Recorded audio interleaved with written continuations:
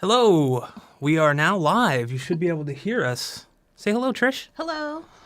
Hello, everyone. Thank you for joining us. We really appreciate it. Let me pause my music there.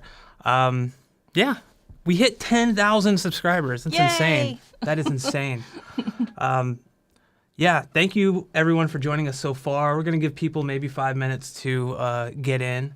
We can say hello to a lot of people here. I said hello to a couple people so far. Alan is here. Indie Book Source is here. Can't say who that is. Not allowed, right? We can say that's my parents. They have a website and a podcast called Meet the Authors. And if you love books, it's great to check it out because they support indie authors. So every week they've got an independent author on who's instead of like calling them self-published, it's like indie is I guess how it's referred to now. So anyways, yeah. So shout out to them. Shout out to them. Welcome, guys. Thank you for being so supportive. Yes. All the time. You're the best. I am the J. Lou is here. He's an old friend of mine. I've known that guy for a long time. Yeah? Yeah. Back in the day, we actually, little fun fact, I think we traded, he had some HD DVDs I wanted, and I had some Blu-rays. I think we traded around, or maybe it was the other way. I remember getting War from him, that Jason Statham and, what's the other guy? Jet Li. Oh, wow. That movie. Great 7.1 audio track on that one. That's why. Anyway, so we'll go through. Robo Patchin, thank you so much for joining us here. Decibel Destroyer, welcome. Trish Pipkins, who is that? That is her. Let's see. Richard, I'm going to mispronounce his last name. So Richard, hello. Adam Mooseberger, is that how you say his name? That looks right. Thank you. King Dranzer, welcome. Kevin Gardner's here. Hey, Thank Kevin. you for joining us, Kevin. Hello. All right, and I got a couple questions so far. Tyler Stout. I totally skipped over Tyler. Oh. Even though his stuff is highlighted.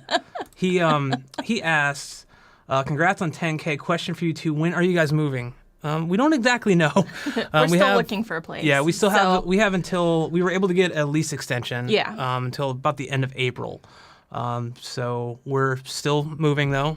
Yes. Things are going to start coming down in here as I pack up, so that any videos I shoot after that are going to sound like garbage, but it's going to be so echoey.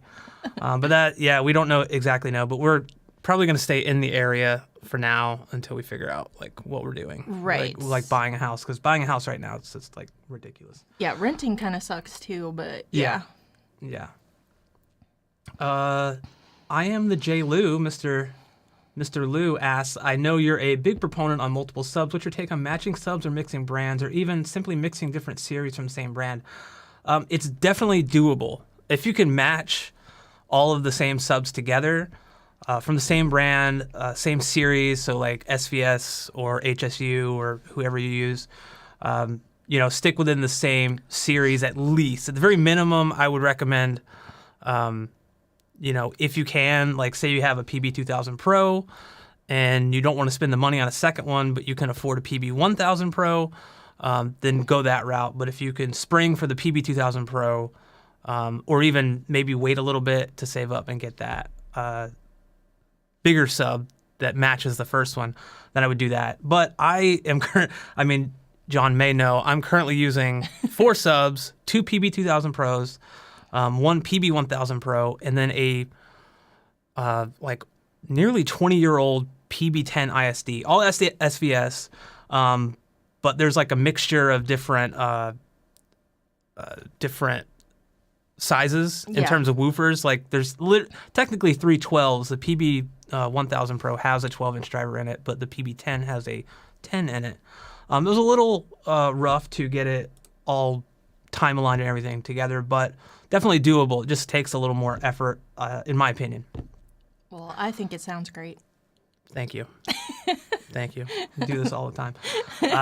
Let's see. Came for the live stream. Dude, this music's on point. Thank you. Yeah, Epidemic Sound is what I use. I just have like a playlist on Spotify, streaming through the Rodecaster Pro and it's great. I don't have to worry about like copyright or anything. And they have really awesome like hard rock, metal stuff. It's really cool. Really like their music. Let's see, King Dranzer. Should I build DIY three-way speakers for my room surround system? So I don't have much experience with DIY building. I think I would love to try to get into that at some point. That would be super cool to make a video on and see how it performs versus a speaker that would cost around the same amount, you know, for like the DIY components and everything. Because they make kits and everything where you don't need like the woodworking equipment or anything to make the cabinet. You can buy the cabinet. Oh, okay. And then all this the drivers and everything. But that would be super cool to check out. That may be something I do in a future video. Right now, I'm not exactly sure because moving is like the priority right now. Yeah, it's crazy. Let's go down here. Welcome everybody. If you've joined, we have 18 viewers right now. That's amazing. I expected no one to show up. But yeah, so you've hit 10,000. I have hit 10,000, which is really exciting. In honor of that, you want to show everybody what our niece made you? Yes, that was what I was going to get to next, but thank you. So my niece is 9. She's super awesome. Can we say her name? No, maybe it's a little. I mean, she's a kid. She's not She's not ours. Yeah. So, all right, so we'll we didn't get permission to say her name from my so. sister, so we won't say her name. But she's super awesome. We play Minecraft together, probably 4 or 5 nights a week. I just gave her a controller yesterday. It's her first controller. She plays on mobile for right now, but I'm getting her used to using a controller, and from what I can tell, she loves it. But she made this thing for me that I love so much. I got to figure out where to put it, but it's this. Hopefully the camera can focus on it. How cool is that? That, like I had to sit down when she gave it to me. Like it's that cool. I really, really love it. She matched the colors, and she has like the white lettering and the couch and the TV. The screen and it's so neat. It's so neat. I love it. So I'm gonna try to. I think I put this controller back here to hopefully set it right there. Do not fall. Do not fall. So you can't really see it, but I can see it whenever I'm using it. I don't have a way here. You know what? This is live. Could put it like there. There we go. Kind of can see it a little bit. Thank you, mystery niece. Thank you, mystery niece. If I could say your name, I would. But she knows who she is, and here, can you move your cup so I'll put it over here so you can see the whole thing. Just don't. If you bump it, you're fired. There we go. But love her. She calls me Merida. Yeah, Merida. So funny. I don't know why she calls me Merida. I have no idea. I have no idea. What is that from? I don't know. Some movie.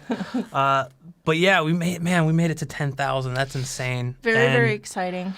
Thanks to everyone, I mean, who's here, but like everyone who maybe watches this after the fact and is subscribed, or even if you're not subscribed. Thanks for just checking out my content. Like that's super cool to me, and it makes me feel really like special. Yeah. You know, and that's not why I do this, but like it helping people get better sound and eventually video, because I want to start doing video, like more video stuff with the equipment they have without spending a ton of money on new stuff. Or even if you have super expensive stuff, getting the most performance out of it is, I think, what everybody like deserves. Like you spend all this money, you spend all this time on this equipment, and you know, you don't have to be like super tech savvy to follow a tutorial. Or have unlimited amounts of money. Right. And I think everyone just deserves like good video and good audio and like the best that their stuff can afford. And or can afford? Totally went backwards from what I just said. You don't need money, but if you can afford it. We just got permission to say her name from her mom. So this was made by Isabella. Isabella, so, hello, thank you Isabella. so much. Love you. We're gonna play Minecraft later, you and me. Kevin said that Merida is from the movie Brave. Yes. Yeah, which that's in my pile of shame. I haven't seen it. He hasn't seen it. I haven't seen it. but I have. We did just watch Encanto. Encanto. I think depending on who you talk to, we just watched that. That was I actually liked the audio on that on the Disney Plus stream. That sounded really good. That's totally not your cup of tea normally. Yeah, I'm not a big musical guy. Or like animation. Yeah, unless it's Pixar, which is weird because like I love most Pixar movies, but like if it's just the Disney studios, I'm kind of like, and it's like a total disservice to the people that put in the hard work on those movies because as someone who does video production, it's not. Yeah, that's a lot of work that goes into It's a ton of work. It's a ton of work. That's why live streams are great because like we just turn everything on and start talking. Right. There's no script or anything. So we'll go through this real quick. So I did mention if you guys saw the post, I am going to be going through some of my old home theater pictures during this live stream, which I think is pretty cool. She hasn't seen a lot of them, I don't think. I saw a couple last night. Yeah, they're pretty. yeah. I mean, can I say they're funny? They're hilarious. I mean, I have hair in some of them. You've not had hair since I've known you, so yeah, I haven't had hair since I turned like 20. Wow. So this went. I was still trying to hold on to the Dr. Phil thing. So we'll be going through that. I tried to order them in a way that kind of made sense, but they are slightly out of order. They go by year, but I'll just kind of see what you guys think of it. And the reason I wanted to do that is I kind of had this whole thing about I wanted to do a video on it, but I felt like this was a perfect time to showcase that stuff and also show like this is where I started. Yeah. And this is where a lot of people can start or do start, but it's not 100% about the equipment that you have. It's like, how you have it set up and everything. And yeah, you can start with something that's cheap and still get good sound out of it, and that's, we all started somewhere. So that's kind of what I wanted to showcase here. So regardless of like what setup you have, no matter if it's like, entry level or high end, I think it's something that like we can all appreciate and learn from, my experience over the years. And if you guys have any, things that you want to talk about in the comments about stuff that you've had over the years that you may be like, oh, this got me into home theater, that got me into home theater, and what really made it a huge impact for me was when I upgraded this to this or something, So we're going to go through that probably, maybe after the next 5 minutes or so and check that out. Do you want to answer a couple questions I am, first? yeah. That was the plan. So let me scroll back up here and see what we got. Brad? Yes. Oh no, the camera screen shuts off after like half an hour. But no, we're still live. We're still good. The camera just turned off. You're like, what happened? So let's go through here. Corey Major, I'll just go through some of these comments real quick. Corey Major said, congratulations on the amazing accomplishment on your channel. I'll be here for the 100K live stream. Yay! Thank you. Oh my God. I can't even think that far ahead right now. You'll get there. I know, but that's just so... It'll be so exciting. So crazy to think about. Let's see. Kevin Gardner says, howdy. Howdy. I always want to point out Kevin because he's been here like since the beginning. Yeah. Like he's the OG. I'm going to call him the OG. And it does not mean old guy. No. Okay? Original gangsta. Is that what it means? Yes. Okay. So let's see. This is kind of a question. So, Box Kerp, I hope I said that right. Looks like I did. Congrats. I'm going through your mini DSP videos for theater subs. However, I eventually want to use them for setting up subs in my 2-channel room. The problem is my 2-channel system doesn't have HDMI. So in that case, you'd still need a laptop. But what you can do is buy like a cheap, and since you're just doing stereo, this would work. You could buy a cheap auxiliary, I call it auxiliary cable, but it's basically like I think it's a 3.5 millimeter jack or 2.5 millimeter jack. So like you go out from your laptop, the speaker output, and then the other end would be like RCA cable, so like a left and right or white and red cable that you'd hook up to whatever amp you're using or processor or something, and that would allow you to get the audio from the computer to your speakers, and then you could also use REW to send, a sine wave or any type of like basically use it as a signal generator to feed stuff to the subs, but also you can do measurements of your full range speakers. So that's what I recommend there. You might even, if you have like a Bluetooth thing, you might be able to do something like that, but you run into like audio degradation issues doing it that way. But yeah, I would definitely look into the auxiliary cable. They're super cheap. And if I'm not saying that correct, because I know like an aux cord is normally like, oh, this is like the same thing on two ends. That's what a lot of people use. That's what a lot of people say, and I can't remember. It's been a while since I used one. They're analog cables, so like you don't hear about them much anymore. So Richard asks, what games are you playing right now? What? I'm laughing because of what you just finished. What did I just finish? The game that the zombie. Oh yeah, I was just gonna say Dying Light 2. Yeah. Oh my god, like I enjoyed it. It was a decent Did game.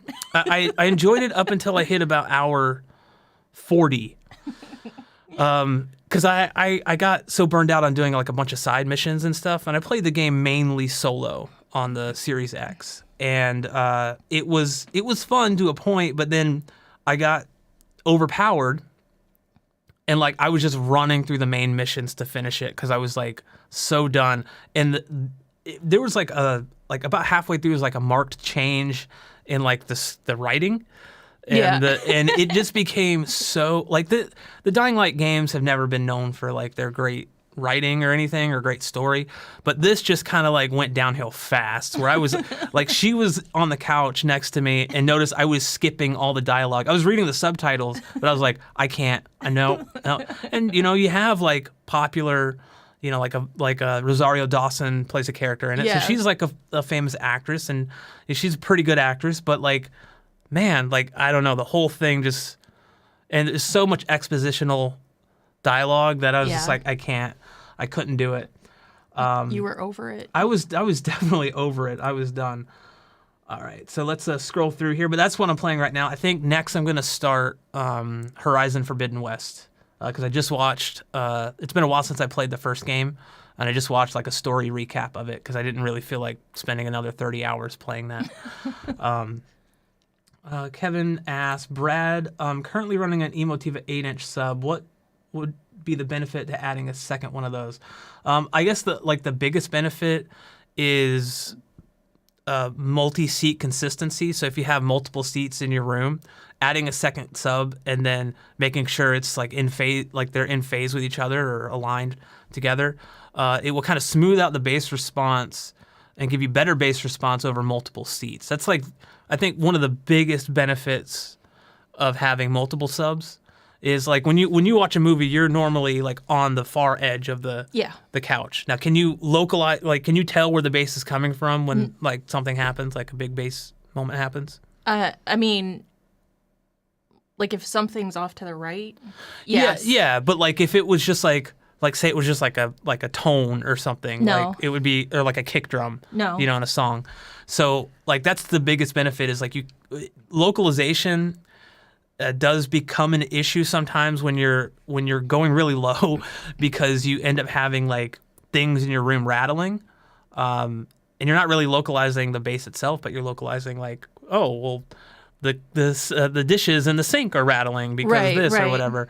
But sometimes it can be an issue if a sub is like really close to one seat and you only have one, then it can seem like that bass is like firing right at you all the time. But that's the biggest benefit. The other benefit that I think is also important is more headroom. So like you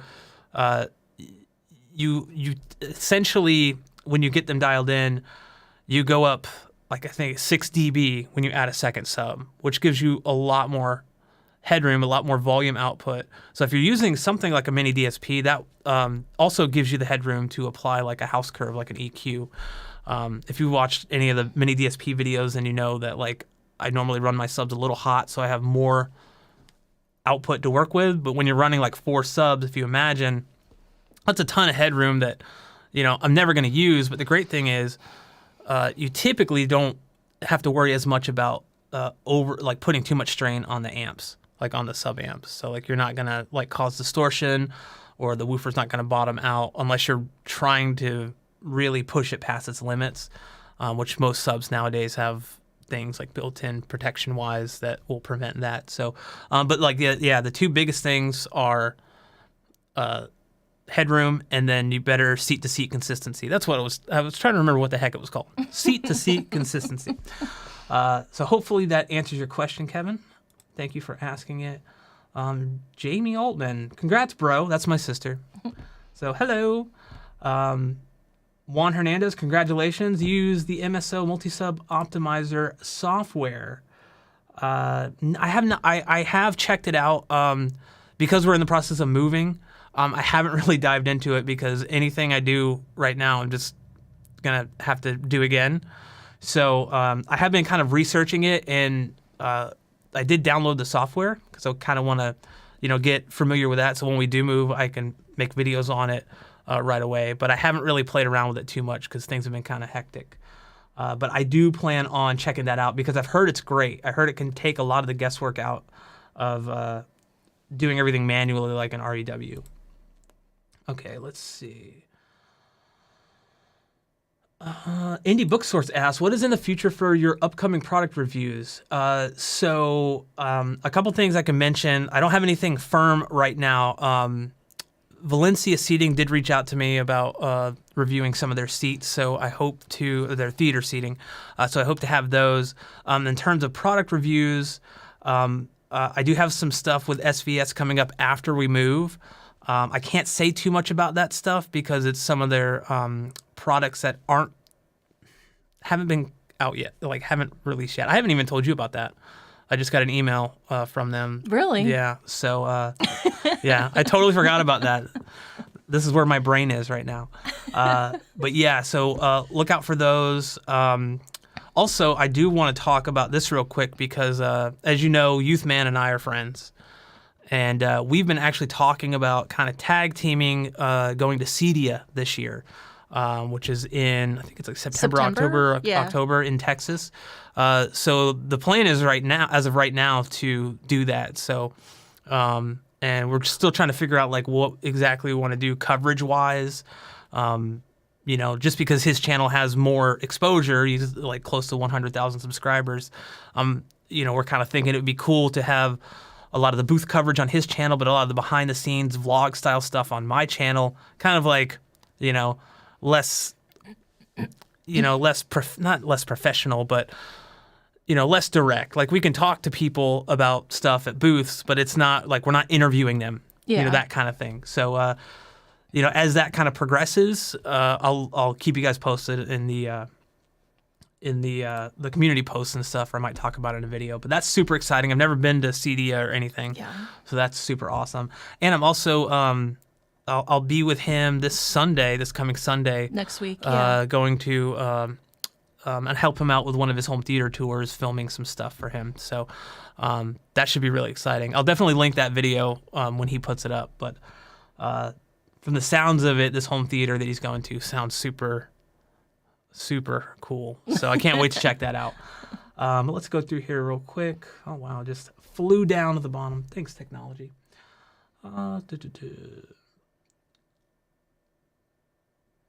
Oh, Alan, thank you very much. He says my content's very helpful. That warms my heart. Like, I love helping people. And it just, when I get comments like that on videos where it's like, the person will start out saying, I don't know what I'm doing. I didn't know what I'm doing. I still kind of don't know what I'm doing, but like you've helped me. Like my it sounds like I got a brand new system. Like that stuff just makes me feel like it makes it all worth it. Let's go through here real quick. All right, so I think we're kind of nearing.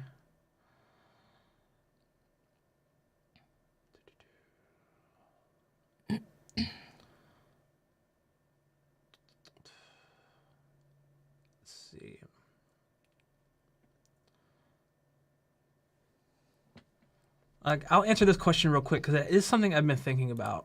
So Rob Opatchin asks, speaking of gaming, would you ever consider doing a live stream while gaming, say, for the Horizon Forbidden West? It's a great game. I've thought about that, yes. The issue right now is capturing that. Like I don't have a capture card. I'm using a Elgato Cam Link for my camera here, but I don't have any way to capture decent quality footage. I won't even say like super high quality footage, because like the stream would be compressed anyway. But it has been something I've been thinking about. But capture cards that do like at least 1080p 60 or preferably at like 4K 60. Those cost between externally like 150 to 200, and then internally about 250 to 300. But it is something that I'm considering. Maybe like when we move, it's something that I can really look into. But it is something that I'd like to get into. What I have been thinking about doing is because these consoles do have like internal capture tools. I have been wanting to do like audio visual reviews of games, because you don't really see that a lot. A lot of reviews will talk about like the gameplay and stuff, and they'll briefly mention, I was like, oh, the HDR quality was good, or the graphics, the picture looks good, it's soft or whatever, but they don't really like dive into it unless you're like Digital Foundry. But they don't even talk really much about the home theater experience, which is what the review would focus on instead of the gameplay, because everyone can find someone reviewing a game, for the gameplay or the story. I'd love to just be able to say, hey, like, I think this sounds really good. Like Dying Light 2 sounded really good. Sometimes it sounded a little like crappy, but like there were times where I'm like, wow, this sounds amazing. The one that caught me recently was Rainbow Six Extraction. That one like has some really nice like low frequency stuff. But yeah, that's something that I am definitely considering in the future. It's just getting that capture card, spending the money on that, because that's kind of, a little expensive. Yeah. Right now. So, okay, I think with that, I want to dive in and look at some of these home theater pictures. Yes. So I have to kind of get some things rearranged here because we're going to kind of go into a loop here in a moment. Because when I switch over, we got all this. So you can see the behind-the-scenes stuff with OBS open there, but we'll bring that down, and I'll bring this over so I can see. Oh, man. So I have these labeled through here. So what I want to do is I'll start with this one. I can't. Oh man, this guy. Look at this guy right here. This is the year 2000. So I was about 16, 17. This is my very first home theater. So yeah, it was my home theater in a box. I got this at Circuit City for I think $500, and yeah, Kenwood home theater box, had an 8-inch woofer. It was like 5.1. Look at these big Dolby Digital DTS things here. It says everything you need for digital surround sound, which was a lie. It did not come with an optical cable at the time, which is what everything used. It was either optical cable or you had like the multi-channel out from like a DVD player or something. I mean, can we mention the shirt? Yes, actually. So the shirt, believe it or not, I went to a Metallica concert in 1998. That's the shirt from that concert. Wow. It was in St. Petersburg, Florida. So it was at the time it was called Tropicana Field, but now I think it's what is it? I don't even know anymore. Rays Stadium or something. Yeah. But yeah, so this is my room. This is yeah. I got posters on the wall back here from like I think I was really into Korn and Cold Chamber and all these. I've always been kind of like a metalhead, would you say? Yeah. Like I just love metal, hard rock. Metallica. I just always go back to Metallica as like my favorite. They've stuck with me, or I've stuck with them for years. Although I still don't think Saint Anger is a good album. So yeah, look at that wire management right there. So some of these pictures aren't the greatest quality. What? Like I was able to get the previous picture from my sister, but this one we couldn't find. So this is the setup here. Funny, you see these stands right here? I still have them. I still use these to this day. They're over 20 years old, but they hold up. This is a 19-inch Quasar television that I got from a pawn shop. Wow. And this is the whole thing, Kenwood home theater in a box. I got my Panasonic Blu-ray player Blu-ray player. Wow, this is No, 2000. DVD. Yeah, no, this was a DVD player. It was oh my gosh, I got it at Target for my birthday. I can't remember how much it was. I think it was like $300 or $400. Wow. And it came with 4 free movies. And I remember one of them I got Stargate, the movie Stargate, and I played that on a loop over and over again. That scene where they go into the wormhole. Yes. Because the surround sound in that, you hear things whizzing past you. Super cool. And I think that was it for that. I think there was like one other picture in there. Yeah, this was me. I mean, you could see, let me just look at my face. Like, I was so happy. excited. I could not, I was like, oh, like this is finally, you know, and I had seen like Jurassic Park when I was a kid in like 1993. And that was like, that's what got me into this hobby.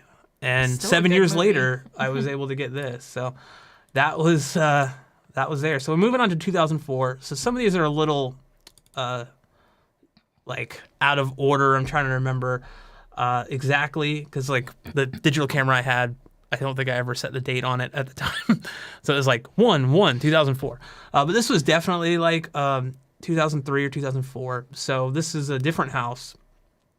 I had upgraded to Pioneer speakers from that Yeah. other one. So like From the Kenwood? The Kenwood, yeah. So piece by piece, I think what happened was I upgraded the center channel and the surround channels because it was like speaker companies used to do this thing where like you could buy the thing in a box where like you get the center and like 2 like tiny surrounds. They're like that big. And I got that, and then like I was like, okay, well let me get these other Pioneer speakers that are timbre matched to those. And lo and behold, they weren't actually timbre matched because they were from a different line. Oh gosh. So, but I lived with these forever. This is a Samsung. I don't remember the model number of this, but the big reason I got this was it had the 16:9 mode on it. So some of you might remember like back in the day with like the old 4x3 TVs or the the square TVs. You could choose. So you'd set your player Yeah. to output a widescreen like 16:9, Yeah. and it would look stretched, and then you'd hit a button on the TV, And then it it would fits. squeeze it. Yeah. And the reason I was so excited about that is because you would get more resolution out of the image. Like Right. the TV was generating those bars, and not taking away resolution from the Right. actual stuff. Yep, I remember those The days. actual image, man, and it was so cool. This was the first time I'd ever gone into like the service menu of a TV to like make adjustments Wow. to it. It was scary because I could have broken it. And here, oh, she's up here now. We got S-Video input on that. You guys remember S-Video? Look at all these controllers. My wire management skills have come a long way, very I will far. say. I think we still have that power strip. Whoop. Excuse me. I told you she'd make an appearance. Come on. Katarina says hi. Hi. You're going to sit right in there and... Come on. Come on. Come on. Come on. All She's right. got to rub her scent all over everything. It's so funny. Yep, that's my coffee. It's so funny. Did you see her tail? Yep, she could still see. Sorry, guys. Sorry. All right. Keep going, Brad. Okay. Let me wrangle the cat. Wrangle the cat. Yeah, so we got all these controllers down here and remotes, and then There we go. oh yeah, this is the media rack. I had this media rack forever. I also upgraded the Onkyo at that time, or upgraded the Onkyo, upgraded the Kenwood receiver to an Onkyo receiver, and this was the Onkyo 505. I think it was like the TXR 505, and I still have that to this day. I still use that as the workout stuff. Sony Blu-ray player, original Xbox. What are these? You remember those Netflix envelopes? Yeah, when Netflix came in the mail. Oh, and look, a VCR, cable box. I mean, God, I look at, a GameCube. I look at this and I'm like, my OCD's driving me crazy. It's like Yeah. too much stuff. So I got my SPL meter, still have that. So I've always been into like calibration. This setup was not, I mean, you look at it now, look at how close the speakers are to the TV. Like, it was just, but like I had to work with what I had. I still had the 8-inch Kenwood sub. That was the last thing I upgraded in 2005. And some old school people, if they're watching this, would maybe remember this image from the Digital Essentials DVD. So, yeah, that was 2004. So moving on to 2005. This is when I got the SVS. So like I said, these are kind of out of order, but this is when I took delivery of it. So this is, again, a different house, different setup, and we'll see like wider pictures of it here. I took pictures of the boxes and everything. This is like an original unboxing. It really is before unboxing was a thing. So that's the comparison between the new sub, which is a 10-inch, the PB10-ISD, which I'm still using, and then the Kenwood sub, which kind of looks like I remember somebody telling me it looks like a media center sub, like you get in like one of those little Logitech computer speaker things compared to the like that one. And then now like the SVS compared to the PB2000 Pros looks the same. Yeah. Oh, it's so funny. Just a couple more pictures of the sub. Like I was super excited to get this. And I still got most of the original like the Blu-ray player from the last picture. I got a skin on the Xbox, and then I think I'd found my Dreamcast, so you can see it down there. So super cool. I just want to make sure that people are able to see. Look, Kevin Gardner. Oh, Kevin, thank you so much. Sorry, I'm not able to see this and share this at the same time. So thank you so much, Kevin, for the super chat. If anybody, nobody's required to do that. Right. It's just appreciated. So don't think that you have to. Awesome. So let's go back to this. I wanted to make sure that we weren't having like technical issues or anything. You know, when you can't see it. So yeah, you can see my wire man. I don't know why I did this with the cable there back when I had cable, but it's weird because I'm like looking at some of this stuff. I'm like, I still have that surge protector. Yeah. That's so crazy. I still have all these Pioneer speakers and the posters. What's funny is for some reason, I like a tripod. For some reason, I just couldn't figure out. You know, why it was so bright in the room. I didn't think to add curtains. I don't know what was wrong with it. So you see like a wider picture of this here, and with all my mess over here. For some reason, I have like a can of like Freon for recharging AC on my computer desk. Nice DeLorean though. Oh yeah, I still have that. Yep. It's kind of broken, but I got a lot of this. Like I still have like the Matrix thing and all this stuff.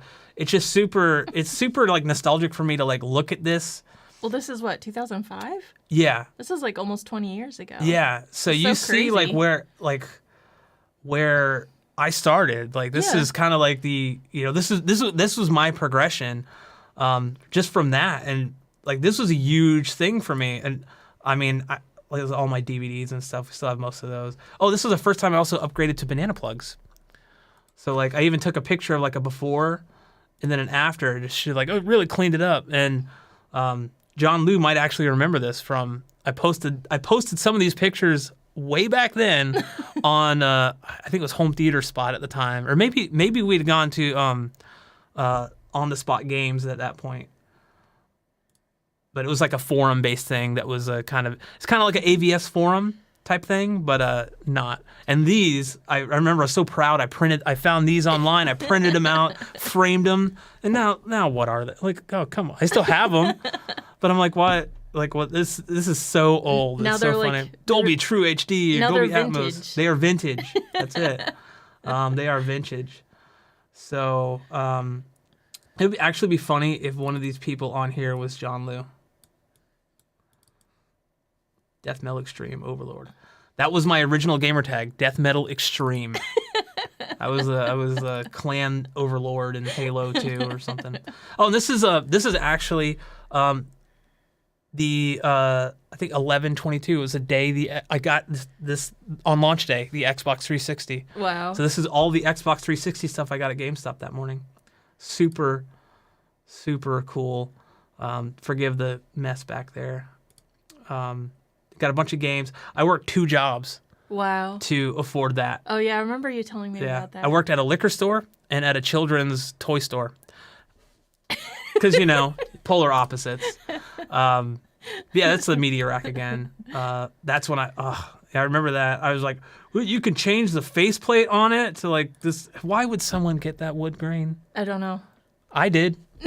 I wanted it. I'm not saying it's bad. It's just like I really just didn't do anything for the It was just cool. It was like a way for you to like easily customize your console, and also for Microsoft to charge like $20 or $30 for a faceplate. Yeah, that was what's funny is I don't have a 360, but I still have all of my original faceplates. Of course, like you Gears do. of War, full auto, all of them. Super, super crazy. So that was 05. Let's move on to 06, which I don't have anything in. Couldn't find anything. But 2007 is when I got my very first projector. Oh, wow.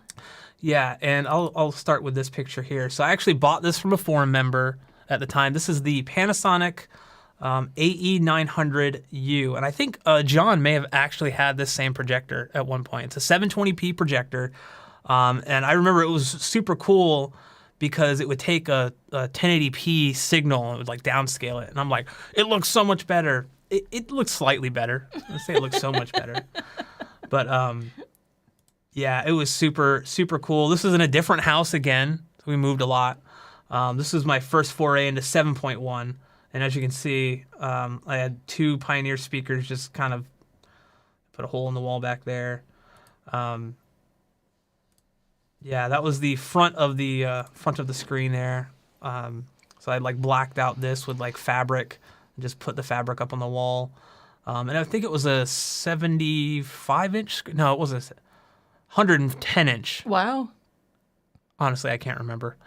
It was something like that. It was way bigger than any TV I'd ever seen. Yeah. So I was like, this is amazing. That's when I got the PS3.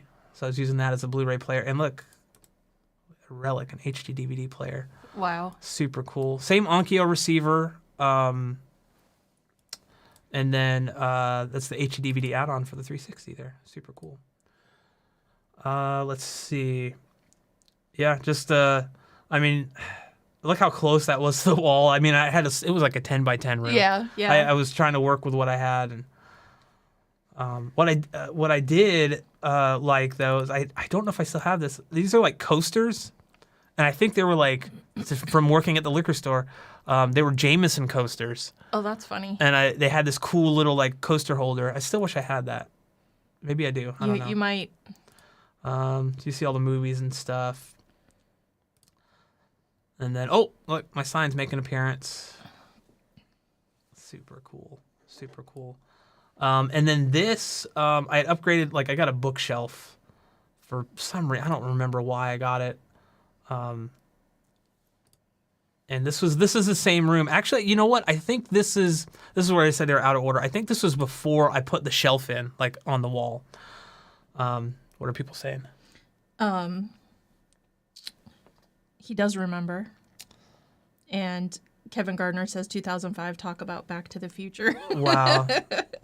It's true. That's so, oh my gosh. It's just like, it is literally like taking a trip back in time. It's super fun. Yeah. Jamie says she remembers doing the report on Dolby Digital 5.1 surround So sound my for 7th sister- grade language arts. My sister wanted to do a report, had to do a report, and I like helped her with it. And I know that the kids in her class were like, Yeah. no idea. It was like watching like someone with a PhD or something say all of this jargon that you don't understand. It's like listening And- to Ross talk about yeah. dinosaurs. Ross talk about, yes, exactly. The Mesozoic era. But yeah, so these are, this was like, I don't remember what brand this was. It was a cheap brand I got off of, I think I got it off of Newegg. And yeah, there were problems I had with it. But, you know, at that time, I was like, oh my gosh, this is amazing. I still think back at this time like that. I can't believe like we're here now where we are. But, yep, my wire management skills are coming along. Yeah. You can Very see the cool. progression there. Yep. And this was the before picture I got the projector. So this was how it looked in this house before I got the projector. And I actually bought the projector from a forum member on that site. I remember the bulb had like 300 or 400 hours on it. Wow. And then I ended up selling it a couple years later for like $400. Wow. Yeah, yeah. But I paid like $1,300 for it at the time. And then this is just a couple pictures of a different house, but like a different setup. So, again, curtains, what are those? That's like literally, I kid you not, that is a Bose fleece blanket that I threw up on the wall. Threw up. I put up on the wall like literally with thumbtacks. That's what I think of Bose. No, but so this was like just a setup in a different house. I only have a few pictures of that, but I had another chair in here only because like my mom would like come and watch movies with me all the time. And yeah, those are like the front of the screen. I like this house just because it had like 12-foot ceilings. Yeah, that's nice. And like can lights, and they created this cool. It made pictures look really cool. And we then still have that rack, don't we? We do have that rack. I'm not gonna say, but if you look at some of the like Degrassi Junior High. Oh my gosh. Like, I mean, I was a fan when I was younger. Punky Brewster. Anyway, there's enough of those pictures. So moving on to 2010, 2016. This is actually when we moved in together. Wow. So I couldn't find any pictures of me buying. I bought a plasma after I sold the projector. And is that my crappy TV? This is your Sharp TV, though. That you made look brand new and to me? This is the apartment. You can tell I'm running Odyssey. You can see that little loop. And yeah, I don't remember when I upgraded to the Denon receiver either. I couldn't find pictures. Zombie. But, yep, the zombie, our hamster there. But yeah, so this is we had met and I ended up moving out. I lived with my sister and brother-in-law, and I moved in with her, and she had an apartment, and it was small, but we made it work. You can also see the awful panoramic artifact here when I was taking the panoramic pictures. Like, hey, it's a small. What? This is like a Tim Burton movie. Yeah. But I think you were at work that night or something. But yeah, we didn't really watch many movies in the apartment just because it's an apartment. Yeah. People below us and adjoining walls and stuff. And that's why, I would not want to live in an apartment again if we could help it. And apartments around here right now are like the same as a house. Yeah. Like price-wise, it's ridiculous. Yeah. Might as well get like a 4-bedroom house. Yep. It is. It's insane. I don't get it, but whatever. So that was 2016, and then we moved into this house, and so that's when we upgraded to the. So this was the way everything was set up before. So this is when we had upgraded to the Vizio P series. It was just the P series. This is before like their Quantum X and all that stuff. And I love that.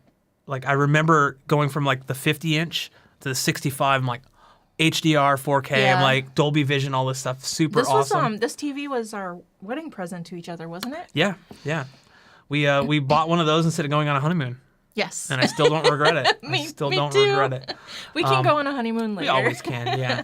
So, but yeah, like these are the same Pioneer speakers. I think this is actually around the time I upgraded to Atmos. So I installed the Atmos in here. And then I also bought the floor standing speakers. Yes. So I remember these. And I think I took some pictures of like, these are the speakers before. And then these are, because I think what I did is I bought some extra bookshelf speakers, the Pioneer Andrew Jones, prior to that. And then, I put these in here. I did have to build risers for them because they're a little low. That's the biggest problem I've had with them. But I think those, like, the speakers would be like the next focal point of like upgrades, other than getting like a HDMI 2.1 receiver. That's kind of like where I'm at now, or where we're at now. But I think we have one other set of 2021, and I just want to throw this in here because this is when we were rearranging stuff last year for that, and we made a video about it, and you guys can watch it. Hard at work drinking a Coke. But yeah, you can kind of see like it's just always chaos whenever you're moving stuff around or moving in general, and I think that's.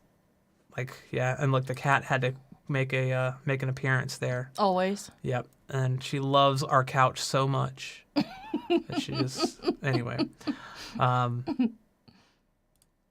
Here's my wire management now. So it's come a long way.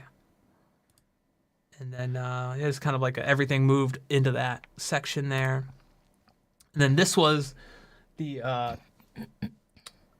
just prior to when we upgraded. Like we had bought the TV, we bought the TV stand here, put it together, got everything in there, and then I put the old TV on there just as kind of like a before type thing. Yep.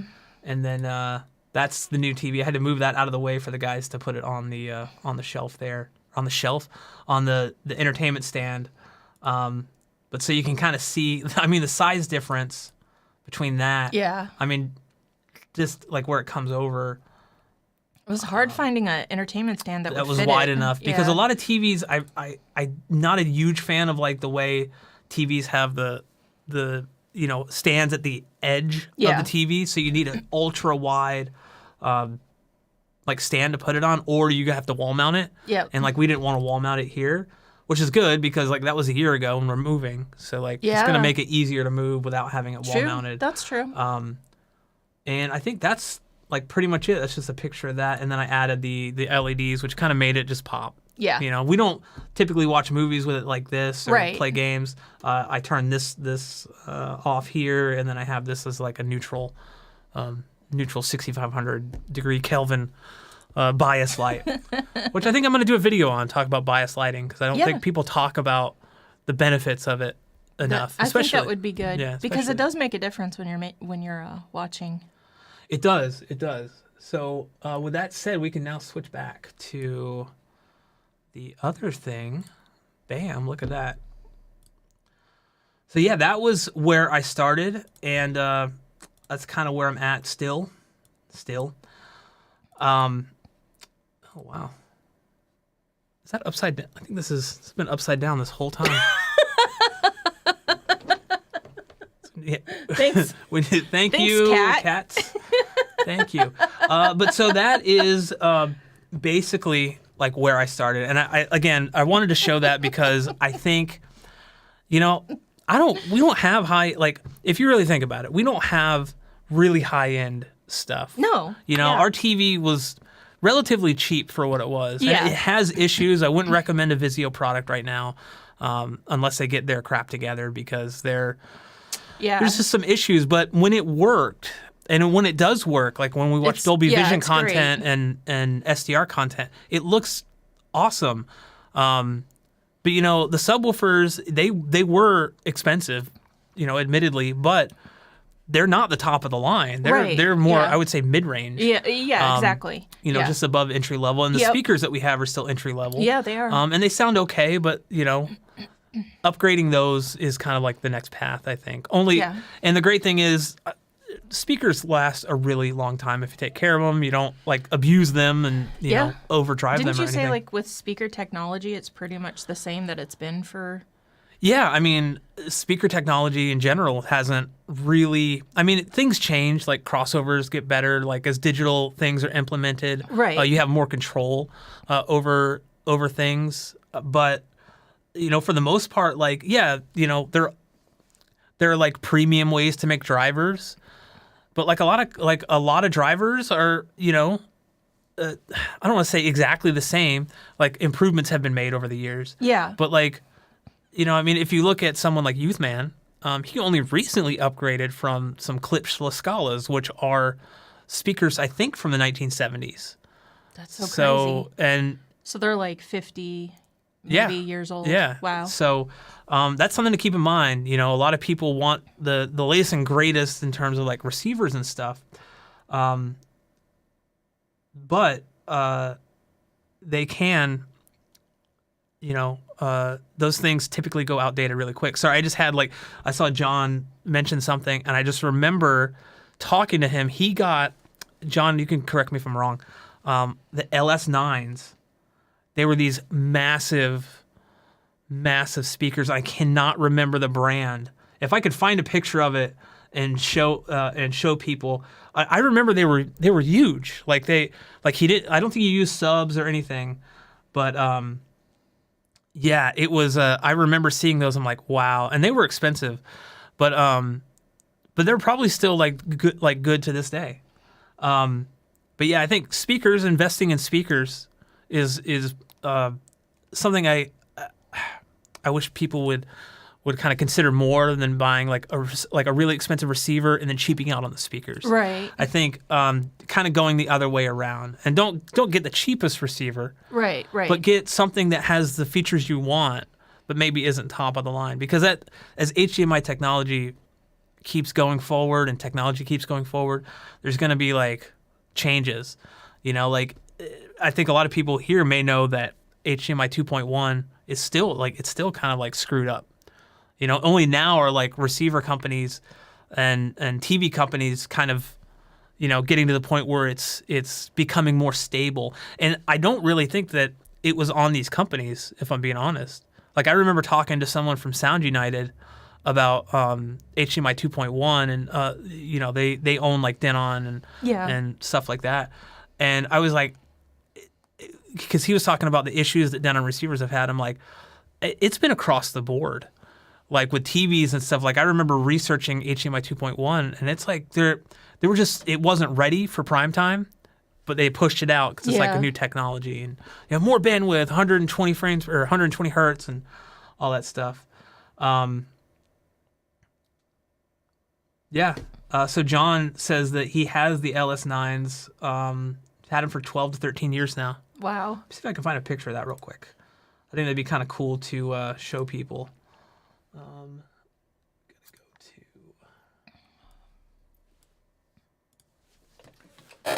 to. I need a Bluetooth keyboard.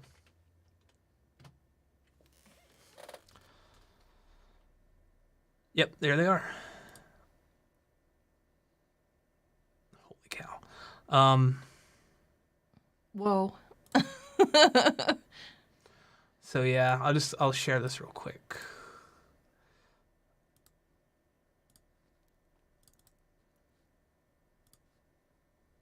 So these are the speakers, the LS9s.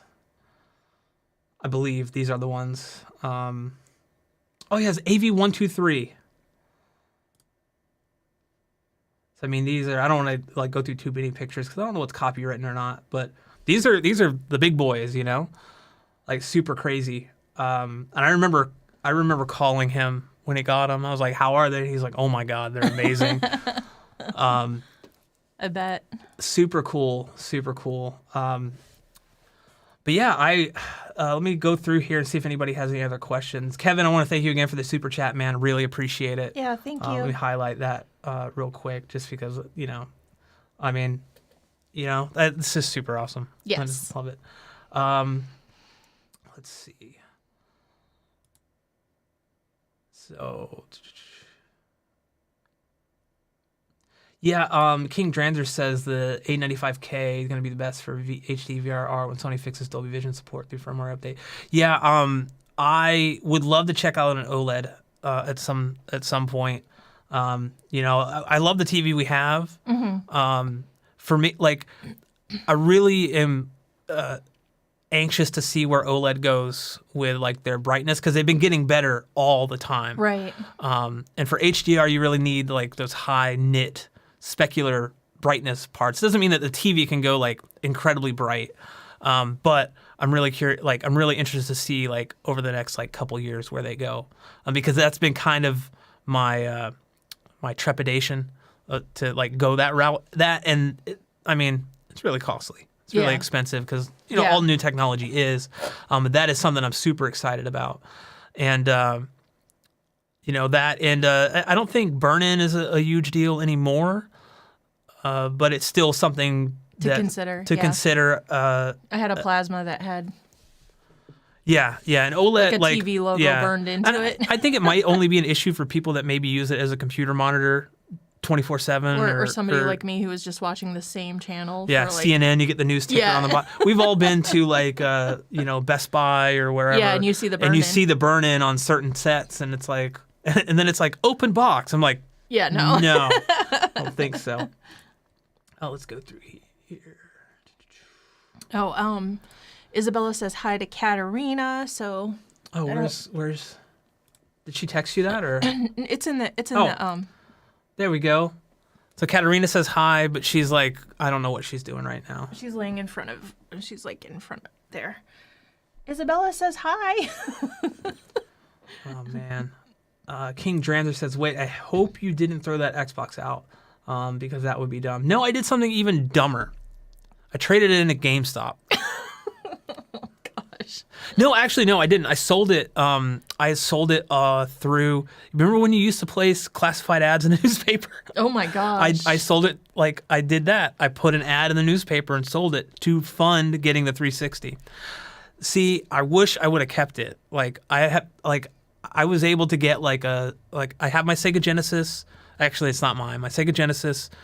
Sega CD and 32X. I stole it, but no. I bought it on eBay quite a while ago from some guy in Hawaii. So that's not even my original, but I was so fond of that era.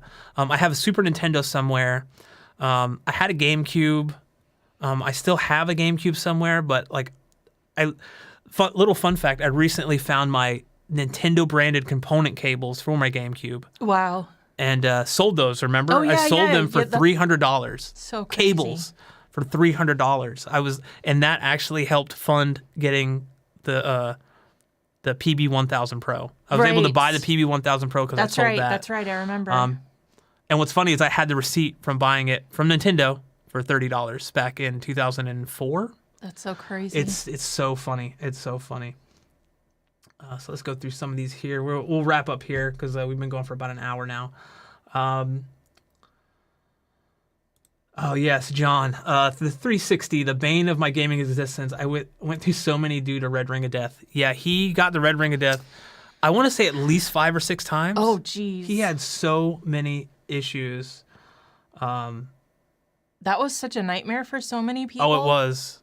I got it. I remember I got it. We had moved from one house to another, and I was all excited. I got I think it was the one where I had the projector, and then Red Ring of Death within a week. I'm like, are you kidding me?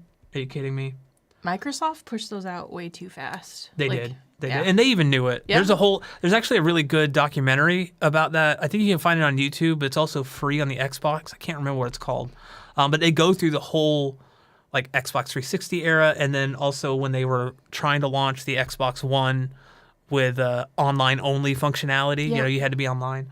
And so they kind of admitted hey, yeah, we were wrong. I don't think they said they were wrong, but at that Microsoft time, will never say they're wrong. No. But at the time, they were they didn't really know their audience well enough. No, I think no, because they were trying didn't. to turn it into a multimedia thing. But definitely a cool documentary to check out if you ever have the time. Let's see.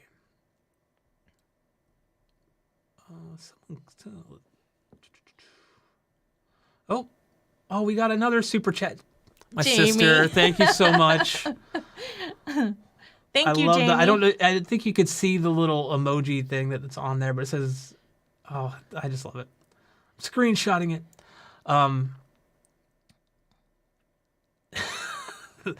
Boxderp says, "I still have my HD DVD Xbox add-on. So do I. I still have mine. I don't even know if it works. I think some of my discs. I have about 30 HD DVDs still. I think some of them have disc rot. They can't. They won't be. They can't be read. Yeah. So which is kind of crappy, but whatever. He's actually the same guy same person says I have the same projector. I still have it. Oh, wow. Wow. I remember I wanted it. I sold it because the bulb was starting to go dim, super dim, and then I looked up how much an OEM bulb costs, and I was like, no. Was it $300? It was $300 or $400. Yeah. And so I bought a really cheap one off of Amazon for $150, and it was garbage. And so I was like, I'm selling this. I'll take the loss. Wow. I am the J. Lou. What was the saying we used to say? No highs, no lows. It must be Bose. Yes. Yeah. And to Bose's credit, I think they make really, really good headphones. Headphones, yeah. I love their headphones. And they have just this stigma around them. I worked for them for probably I think 6 months. Yeah. And I remember I was always trying to press because at the time I didn't have any measurement equipment, Right, but I was right. always trying to press the manager why don't we tell people these go down to a certain frequency or what the Right, right. He's people don't care about that, and it's I do. So my job did not last there for a reason. What did Indie Booksource say? I just want to highlight my mom says, great info. Congrats. Love you both. Yes. So thank you. Love Thank you, you. Mom, for joining. Love you. Indie Booksource says, not ready for prime time, just like SNL. Yes. Yes. Kevin Gardner says, bias lighting vid, please do. That's probably the next thing I'm going to be working on. I've kind of been working on a script for that for a little while, too. And I'll kind of like, get it up there. What does John say about the... Wait, is it John? John, yeah. He says, speakers do last for a long time. Still got my monoliths. And then I think he was talking about... with the burn-in down. Oh. Burn-in with the new panels isn't an issue for sure. That's good. That's good. I know that... who was doing a burn-in? Was it like Linus Tech Tips or something on YouTube was doing like a burn-in? Or no, it was... Artings. They were doing like a yearly thing where they'd keep a TV on 24/7, like an OLED. Oh, okay. And to test the burn-in. But that's very cool if you that's very cool to know. I mean, that's something I definitely want to look into in the future. But like they're always coming out with like, new technology. So there's like mini LEDs that are supposed to be like, the next best thing, but they always have that stuff. Tyler asked, if you were buying new stuff, how would you budget sound versus audio? I would probably, like he said, like a percentage ratio. So I would try to figure out what my budget is, because that's going to be the determining factor of everything. Right. Because if you only have like $1,000, it's going to be really hard to buy a full like. It's not going to be difficult to buy a full like surround sound setup. It's going to be difficult to buy a really good one. Yeah. And so for like in that case, if you had like $1,000, one thing that, and this is actually another video idea I'd had, was talking about what to do if you have a limited budget, right? So like if you have $1,000, you could go, oh, you know what? I can buy a receiver for, for this much. Like, because some receivers, if you want like Dolby Atmos or something, you're going to pay, between $300 and $500 for kind of like an entry level one. If you want to go a step up, you're going to spend most of your budget on it. Right. But I would always advise someone to piece their system together over time. Mm-hmm. So if you have $1,000 and you don't mind buying a cheaper receiver, maybe sticking with 5.1, you could do that. I mean, these are options. I'm not saying that any of these are correct. It's going to highly depend on like what you want to do. Yeah, your preference. And your preference. But like I would spend like money on good speakers. Demo some speakers, see what you like. And if you could take $700 and buy 2 good like front speakers, even if they're, like bookshelves, like really good bookshelves or towers, and then buy like a cheap $300 receiver, because by the time you get to the end, you're gonna like want something better out of your receiver anyway. But I would always like start with 2-channel, or you can even buy like a used receiver. Like you don't I was have to buy say, what like about used? Yeah, and also look for like used deals on speakers, because like not everything needs to be brand new as long as they're taken care of. But in terms of like a percentage ratio, see, that's hard because it's gonna depend on like what you want and what's available Like places like AVS Forum are great to dig through those threads, but there are a lot of them. Yeah. So like off the top of my head though, like if I were just starting out right now and I had $1,000 to spend, I wouldn't be looking to go 5.1. Heck, I might not even be looking at getting speakers, a sub, and a receiver. I'd be looking at getting 2 speakers and a receiver. Yeah. Like I would maybe spend $700 to $800 on those speakers, and then get a receiver for $200 or $300. So I like that's like and then you can add the sub later. You can add the sub later, but I think what's great about that is you also take the time to get the most out of what you have, and when you upgrade next, I would a lot of people like, and that's another thing like what the upgrade path is. But the great thing is you can spend a lot of time dialing those stereo speakers in, doing research on like how to get the best performance out of them. Yep. And that knowledge applies to the other speakers you buy as well. Yep. So I'd say like after that, the next upgrade would be like, okay, maybe you want to add a sub, or if you watch a lot of movies, the center channel, because the center channel is responsible for like 75-80% of the sound out of a movie. So that's what like I would recommend, and then look at surrounds, and then eventually you want to upgrade the receiver.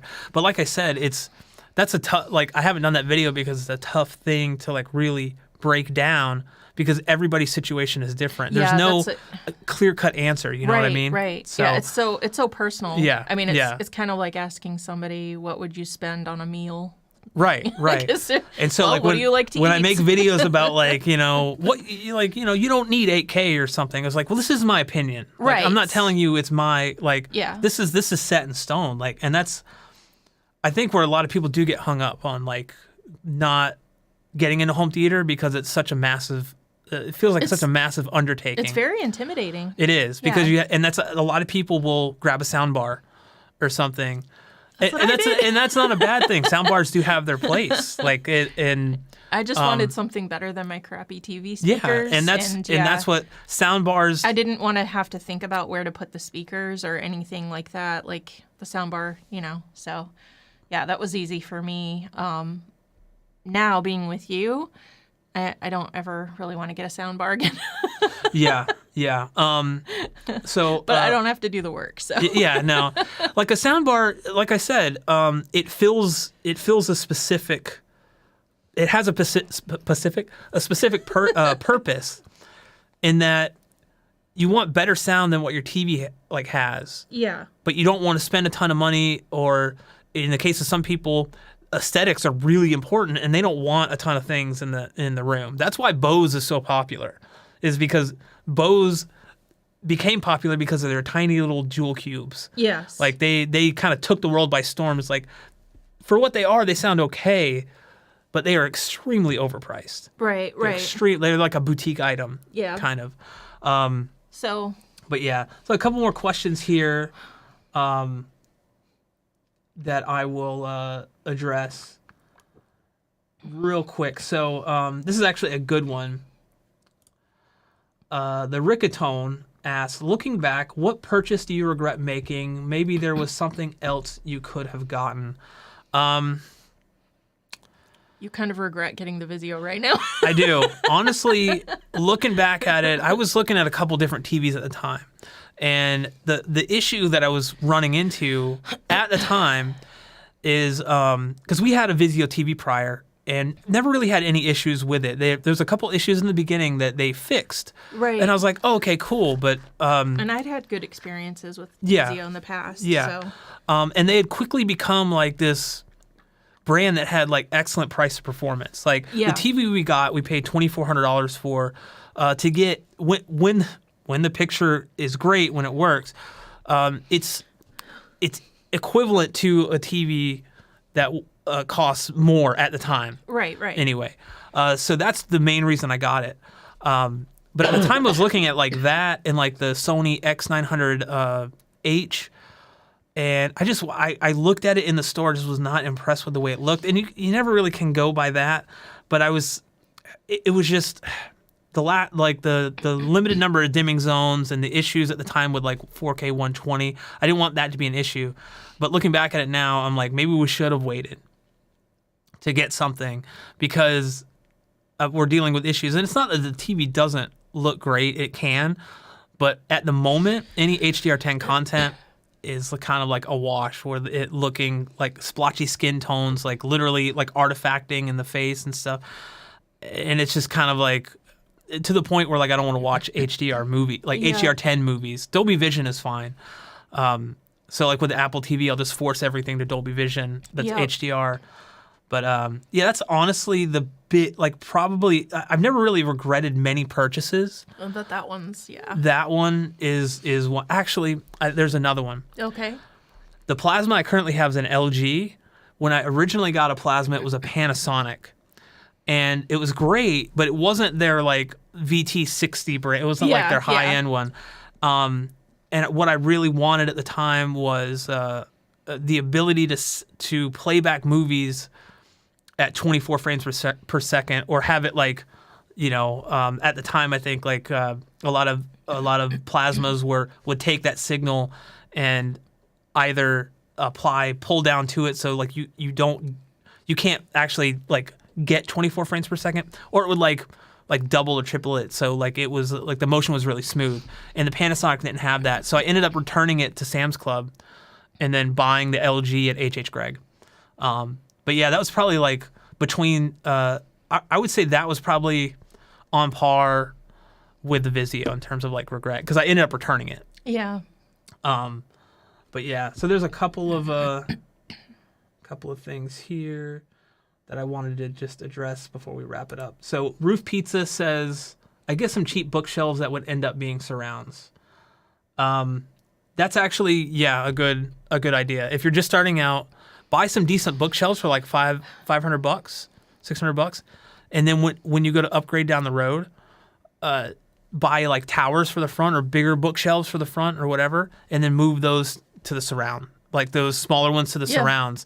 And see, that's what that's why it's hard, because it's like there's so many different things you could do. Yeah. But that's actually something like that I would do myself, and I've done before. So I'd move those. And that's awesome. John's got to go. Great live chat. Brad and Trish, family duties call. Thanks, John, for joining us. Really appreciate it. Everybody else, thank you so much for joining us. It's been really fun, and I just want to make sure, like, I don't know if I have my in-stream intro in here, so it might just go to black.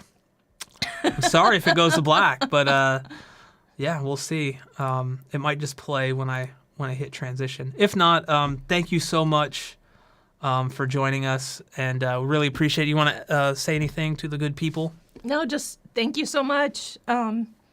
It's been fun, and yeah. Thanks. Awesome. Thank you so much. Bye, guys. Take care.